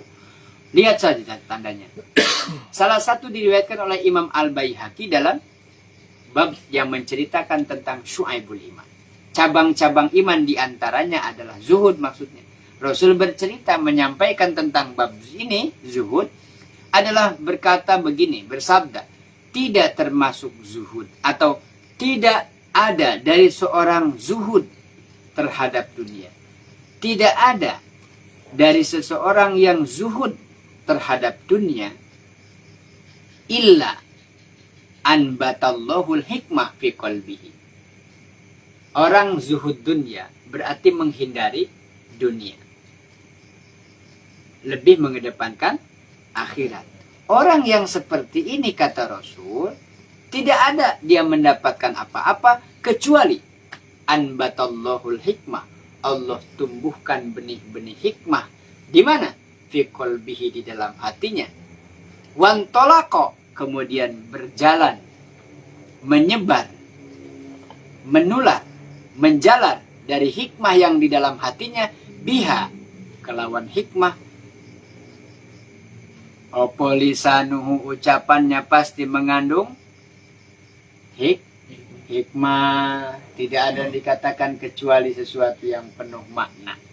Maka disebutlah pepatah atau ulama hikmah, disebutlah makalah, disebutlah quote kalau sekarang.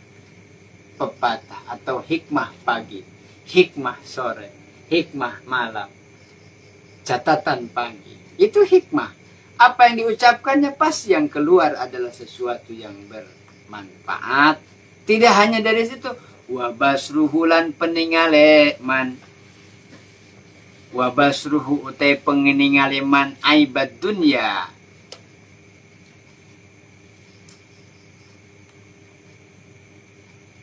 Ing celane dunya wadawa ihalan obate dunya. Wa akhrajahu minha, lan ngetoaken ingman minha saking dunya saliman halewong kang selamat ila darissalami maring surga namanya Darussalam.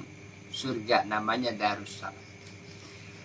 Tidak ada orang yang zuhud terhadap dunia kecuali Allah tumbuhkan benih-benih hikmah di dalam hatinya, lalu menyebar wantolako biha lisanu, terpancar dari ucapannya, terpancar dari perkataannya, terpancar dari pikiran dan hatinya, dari zahirnya nampak, auranya, pancarannya kelihatan dari situ, dari ucapannya. Ini zuhud apa tidak? Lihat dari kata-katanya. Yang diceritakan tentang uang, ngobrol di sana tentang uang, di sini tentang uang, di lain tempat uang, peluang, cari uang, Sudah, padahal sudah terpenuhi. Cari lagi terus tentang kemewahan, tentang model yang sekarang sedang tren, tentang modis, tentang brand, tentang merek, tentang apa. Habis waktunya ngomongin itu terus. Ya sudah, kalau orang yang tipikal cirinya seperti ini, berarti lawannya dari sini. Apa dampaknya? Yang orang sama dengan dia, kaya, banyak uangnya, banyak hartanya, akan merasa terpacu untuk bersaing. Kamu berapa? 18, 25. Selisih. Wis, harga nggak bakal bohong. Yang sombong jadi tambah sombong. Yang miskin punya teman yang nggak punya, terlukai. Kalau ngomong sama saya mah jangan ngomongin itu, atuh udah, gue juga kan punya pengen sama, cuman apa daya tangan tak sampai, ngambil bita, kan? Akhirnya memacu si orang ini yang miskin, yang fakir, yang nggak punya kecukupan harta untuk berbuat kriminal. Demi apa? Menyamakan posisinya. Sok gue juga dapat. Paling nyolong gitu, menghina, mendolimi, ngambil bita, terus habis waktunya buat begitu. Itu cirinya kan, begitu yang kelihatan. Nah sekarang yang diucapkan, apapun yang diceritakan tentang harta benda, tentang kekayaan, tentang dunia dengan segala kemewahannya, kalau orang yang hubud, yang zuhud terhadap dunia, Allah tubuhkan hikmah di dalam hatinya, sehingga yang diucapkan walaupun berbicara tentang kekayaan, harta benda, kemewahan dunia, perhiasan dunia, arahnya pasti ke akhirat. Oke, Ustadz, saya alhamdulillah aset saya yang dulu modalnya itu 150 juta, sekarang sudah omsetnya alhamdulillah naik. Udah dihitung Pak, itu modal awal berapa, keuntungan berapa? Sudah, alhamdulillah malah sesuai, lebih dari apa yang saya rencanakan. Nah, kalau begitu sudah berapa tahun ini? Dari tanggal berapa? Dari tanggal sekian, tahun sekian. Sudah setahun belum? Sudah. Haul berarti Pak. Haul itu apa Pak? Sudah ketemu 1 tahun. Wajib, emang ada apa Pak? Wajib zakat mah. Berapa persen Pak? Terus nisabnya berapa Pak? Batasnya saya harus mengeluarkan zakat mah. Hitung dulu. Ilmu apa? Dalam ilmu zakat nanti ada hitungan-hitungannya. Yang diomongin itu. Oh iya Pak, kalau gitu nggak apa-apa lah. Yang penting mah harta saya berkah. Tuh, jadi orang yang nggak ngerti jadi ngerti, yang nggak niat zakat jadi mau zakat. Iya. Jangan terus cerita omset begitu, lupa nggak ngomongin zakatnya, lupa nggak ngomongin ilmunya. Kenapa? Terhipnotis dengan kekayaan orang sehingga ceritain apa? Kalau saya beli sendal yang bermerek kayaknya lebih mantap ya kalau saya khutbah ya Bang ya, kata ini orang kaya nih, ceritanya orang kaya silaturahim. Ustaz, Ustaz sendalnya apa? Saya biasa, merek yang biasa, berapa? 70.000. Emang ada? Coba cari ini. Nah itu berapa? 2.500.000. Kayaknya keren, mantap gitu saya kalau jalan khutbah pakai sendal begitu. Ngomonginnya tuh itu jadinya, jadi nggak ngomongin zakat ya. Besok-besok jamnya apa? Mereknya biasa ini. Tapi karena dia cerita tentang baru hasil, baru gol, baru proyeknya lulus, uang sudah terima, sudah tanda tangan ACC, saya tuh tergiur tadi. Ustadznya teh kababawa. Ada kali nggak yang lebih bagus dari ini? Nah, bahasa-bahasa. Akhirnya, wah, ya kalau orang kayaknya nggak apa-apa, senang-senang aja. Gampang, Ustaz, mau yang mana? Datang jamaahnya. Ustaz, mau ganti jam. Belum level tuh. Itu ntar bekas saya aja. Iya, cirinya bisa dilihat dari dohir kan? Oh ini mungkinnya kok begitu. Ya ngomongin mewah ruko saya nih Pak, ruko saya nih, rumah saya nih. Manfaatnya Pak. Siapa yang ngisi? Ya dikosongin aja buat invest. Nah, Bapak kalau mau invest, tuh, saya punya teman saya baru lulus mondok, dia butuh tempat buat ngajar. Nggak besar, 100 meter persegi. Cuma anak di situ banyak yang pada mau ngaji, sampai ngantri. Nggak muat terasnya masuk ke kamarnya. Kok invest Pak? Kan nanti nggak ada keuntungan, memang bisa dijual. Akhirat. Bapak mati nih. Itu pahalanya ngalir terus, gak bakal berhenti. Itu ustadznya tuh begitu memotiv supaya orang yang hubbud dunya jadi hubbul akhirah. Iya ya Pak ya, saya baru kepikiran. Nah kadang-kadang kenapa orang tidak menyumbang, tidak membantu. Barangkali kitanya juga tidak pernah dagang. Nggak pernah dagang akhirat. Dagang itu dunia. Wah dagang. Dagangkan atau akhirat. Nah menjual akhirat bukan berarti untuk kepentingan tadi. Silahkan ada teman kontaknya ada. Terus yang ikhlas, jangan kesana terus. Oke lamun cair, orang 2% nya. Oh, atuh. Sarua kena-kena kehe atuh sama 100%. Nanti termotivasi yang itu. Jadi orang yang zuhud dunia tidak akan mendapatkan keutamaan kecuali tidak akan ada kecuali Allah pasti akan tumbuhkan di dalam hatinya hikmah. Apa sih hikmah? Ilmu, pengetahuan, kebijaksanaan, keluasan pikiran, kelapangan dada, kesadaran, qanaah, waro, semua karakter wali masuk di situ. Kalau orang yang zuhud terhadap dunia, lalu terpancar dari lisannya.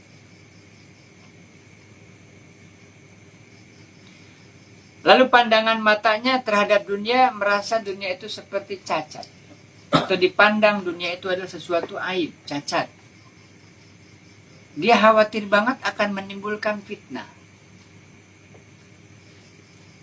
Dia jaga betul-betul. Wa dawaiha wa akhrajahu minha saliman, lalu Allah mengeluarkan dia nanti dalam keadaan hubbul akhirah atau zuhud terhadap dunia dalam keadaan selamat, husnul khotimah, ila darissalam, dihantarkan ke dalam surga darussalam. Wa min halan iku setengah saking hadis, iku setengah saking ahadis. Di antara hadis lain adalah Al-Imam Ahmad, Imam Ahmad qala dawu sapa Imam Ahmad, qala Rasulullah sallallahu alaihi wasallam, Rasulullah bersabda, az-zuhdu utawi zuhud fit dunya, ing dalam dunia, zuhud dunia. Zuhud dunia berarti menghindari dunia, memprioritaskan akhirat. Iku rohatul qalbi, iku rohatul qalbi, tenange ati, luase ati, nikmate ati, jembare ati.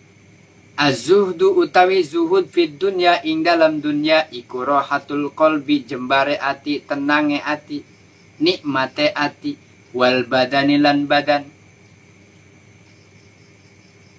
Zuhud terhadap dunia, zuhud dunia itu mengakibatkan tenang hatinya, juga sehat badannya, kuat jiwanya, sehat badannya.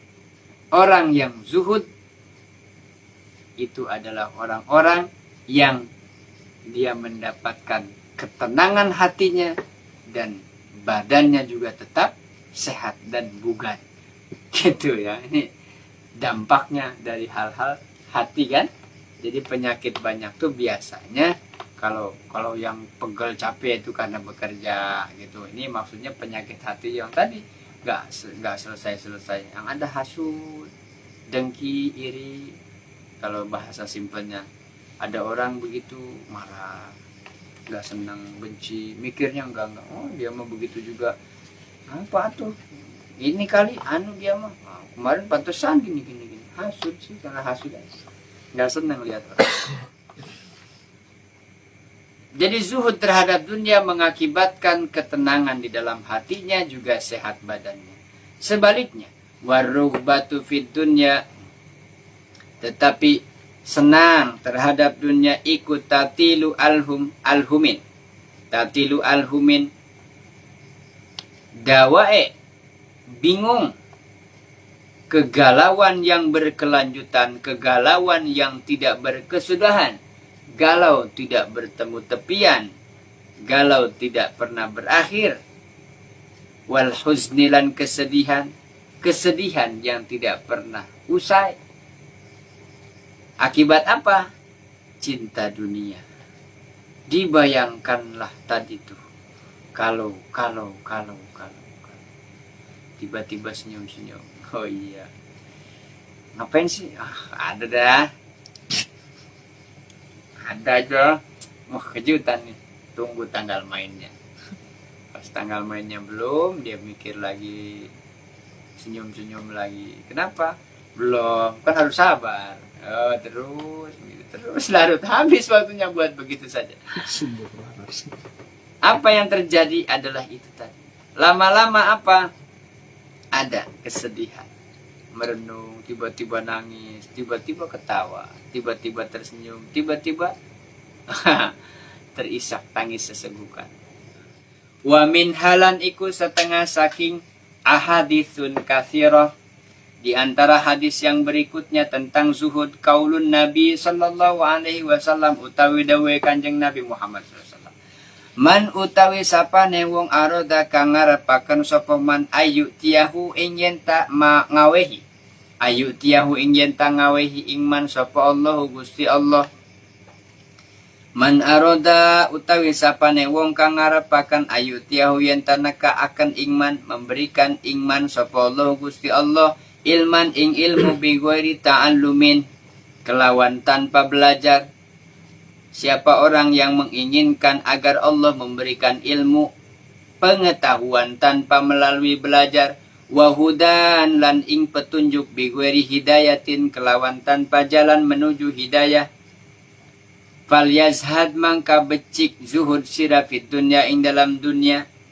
Fal yazhad maka becik zuhud sira ing fid dunya ing dalam dunia, maka hendaklah engkau zuhud terhadap dunia. Ya, ini unik. Man arada ayutiyahullahu ilman bighairi ta'allum. Pak, saya mah tidak mau ngaji. Enggak perlu belajar datang ke ustadz, ke pesantren, apalagi ngafalin, baca, mikirin harokatnya, susunan kalimat.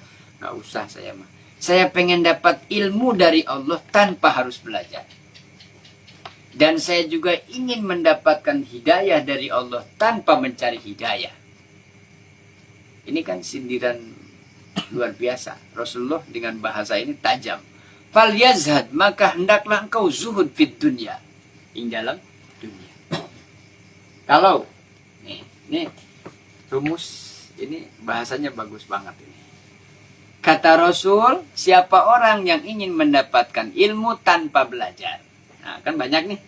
Kalau bisa belajar, pengen dapat ilmu. Dan ingin mendapatkan hidayah tanpa mencari hidayah. Bisa, kata Rasul. Caranya gimana? Fal yazhad fid dunya. Kamu zuhud terhadap dunia. Bisa nggak? Coba. Orang zuhud itu dia orang jahil apa orang yang sudah alim ngerti di bidang. Ini kan sesuatu yang secara syariat tidak mungkin.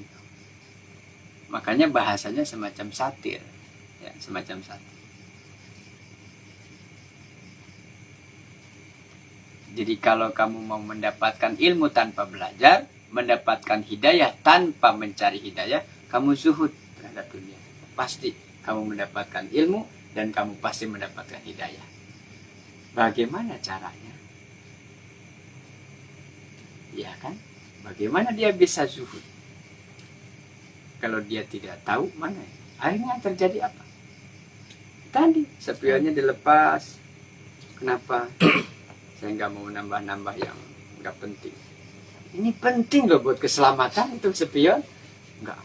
Kan Allah yang menjaga saya. Oh. Tapi kenapa yang jaga keamanan satpam kalau Allah yang menjaga?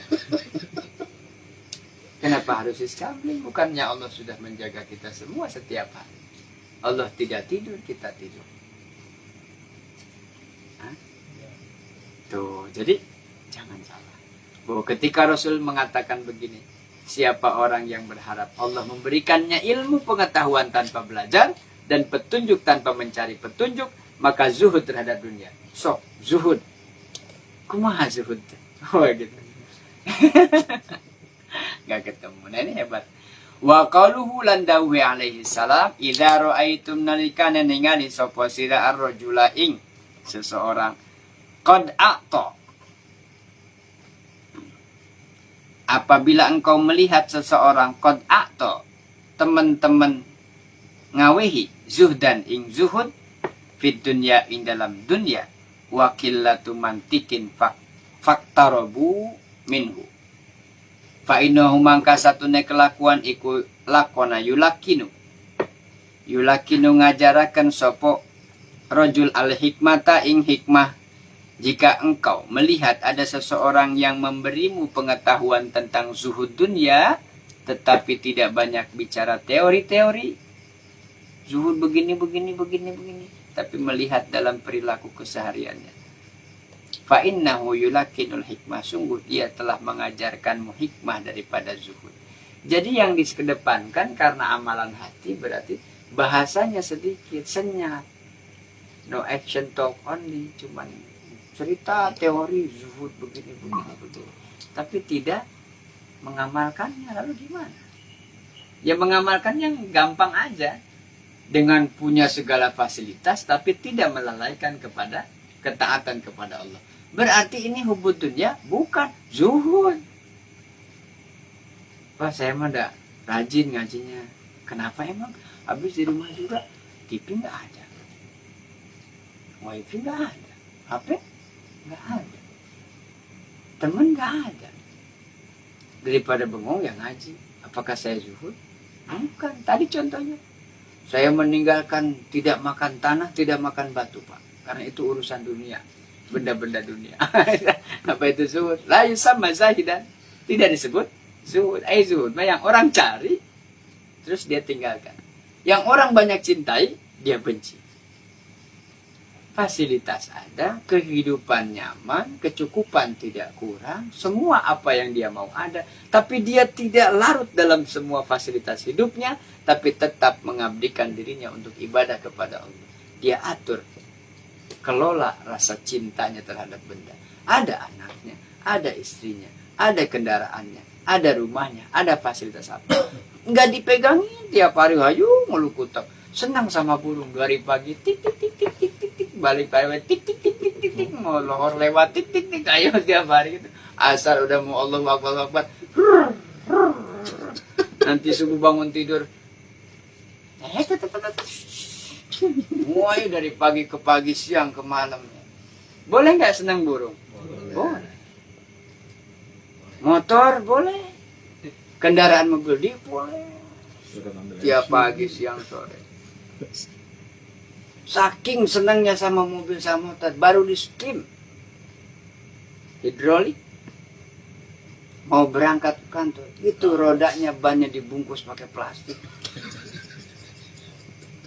kacanya ditutup pakai apa, glass itu membuat HP itu, biar nggak kena debu. Pasang kipas, jadi kalau ada debu langsung kebuang dari luar gitu. Pegang setir itu begini.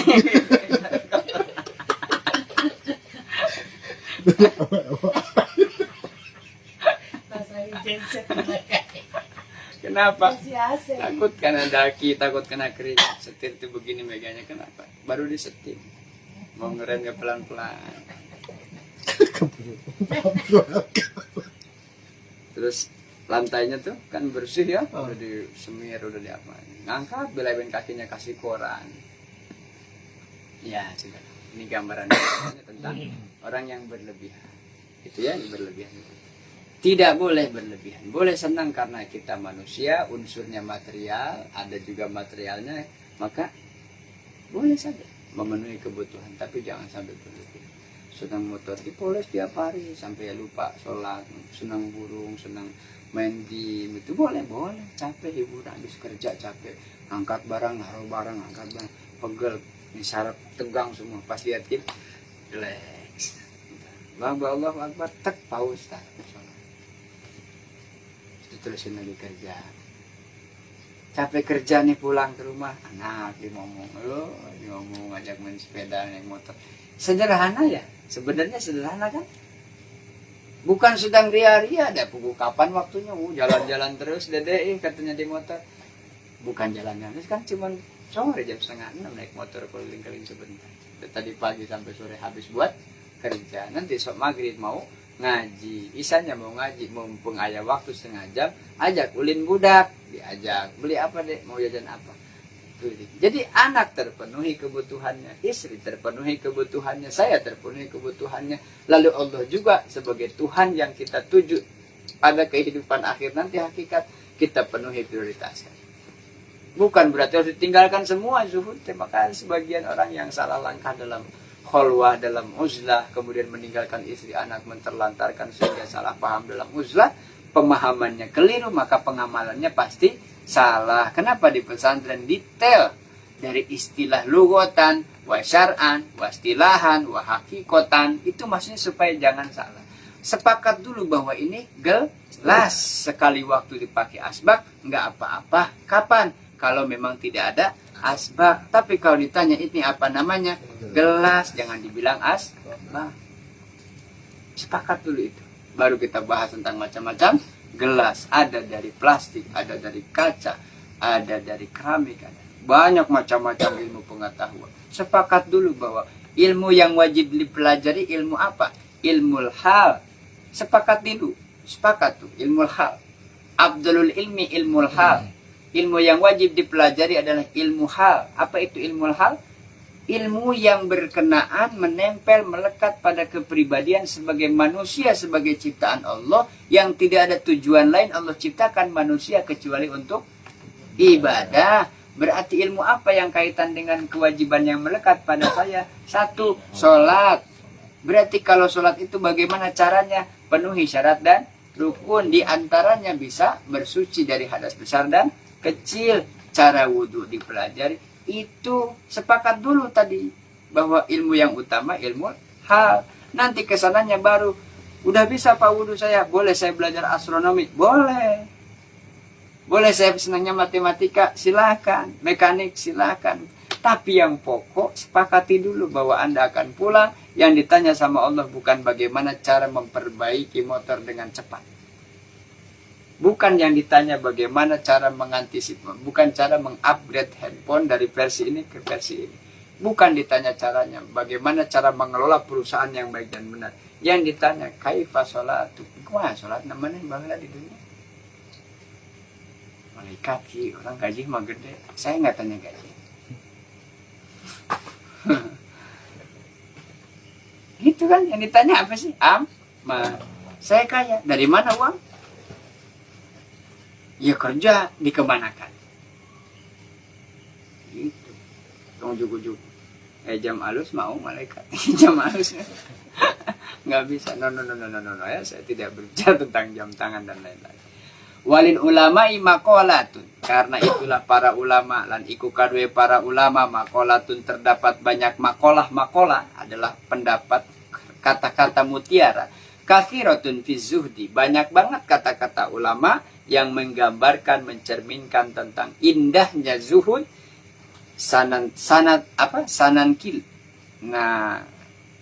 kilu kang bakal dinukil koriban jumlatun minha, di antaranya akan dinukil dalam kitab ini dari beberapa makolahnya para ulama-ulama arifin bicara tentang sikap zuhud. Di antaranya wazhad wada fakda ala kotin kolbaka bil malila fakda lahu tak'akola. Nah, itu zuhud. Ini baru zuhud tentang sesuatu benda atau yang bersifat material. Lalu nanti di bawah atom ini ada zuhud yang kaitannya dengan predikat. Makom orang yang zuhud itu ada di mana? Adalah aqolan nas. Manusia yang paling cerdas adalah manusia yang zuhud. Coba nanti. Manusia yang paling cerdas adalah manusia yang zuhud. Kenapa cerdas? Kenapa pintar? Dia tidak tertipu. Orang cerdas, satu, cepat cara berpikirnya. Yang kedua, dia sudah antisipasi segala macam yang akan menjerumuskan pada ketidakpastian. Kenapa pilihan akhirat? Cerdas. Sehebat apapun Anda bicara, referensi pengetahuan dari mana? Apa yang dibicarakan, apa yang dimiliki, apa yang dipunyai, apakah harta, aset, segala macam. Jika idza jaa ajalu, kalau ajalmu tiba sekarang. Akan? Whatever you are. Yang paling cerdas siapa? Ya, berarti yang zuhud. Jangan cerita lagi soal akal sehat dah ya. Udah lewat. Ini mah cerdas. Kalau cuma sehat mah.